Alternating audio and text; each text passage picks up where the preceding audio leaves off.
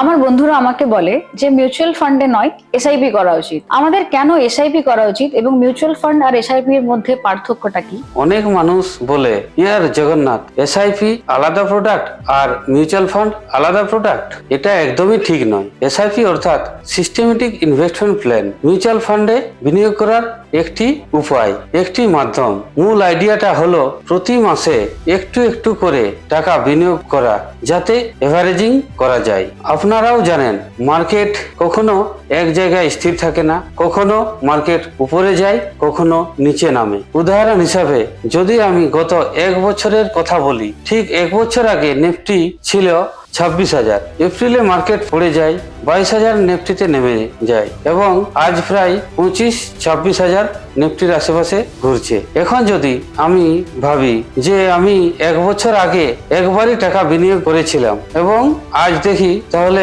আমার কোনো রিটার্ন তৈরি হচ্ছে না। কিন্তু সেই একই টাকা যখন আমি এসআইপির মাধ্যমে বিনিয়োগ করি, তখন প্রতি মাসে একটি নির্দিষ্ট তারিখে আমার একটি করে ইনভেস্টমেন্ট কাটা হয়, যার ফলে আমার একটি ইনভেস্টমেন্ট 26,000 নিফটিও কাটা হয়েছিল এবং একটি ইনভেস্টমেন্ট নিশ্চিতভাবে 22,000 নিফটিতে কাটা হয়েছিল।